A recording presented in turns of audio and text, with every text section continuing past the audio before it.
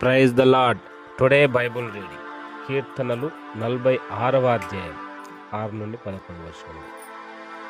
జనములు ఘోషించుచున్నవి, రాజ్యములు కదులుచున్నవి. ఆయన తన కంఠధ్వని వినిపింపగా భూమి కరిగిపోవుచున్నది.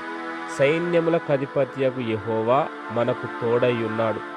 యాకోబు యొక్క దేవుడు మనకు ఆశ్రయమై ఉన్నాడు. యెహోవా చేసిన కార్యములు వచ్చి చూడుడి. ఆయనే భూమి మీద నాశనములు కలుగజేయువాడు. ఆయనే భూదిగంతముల వరకు యుద్ధములు మాన్పువాడు. విల్లు విరుచువాడును, బల్లెమును తెగ నరుకువాడును ఆయనే. యుద్ధ రథములను అగ్నిలో కాల్చివేయువాడు ఆయనే.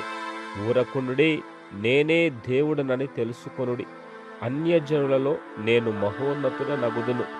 భూమి మీద నేను మహోన్నతుడ నగుదును.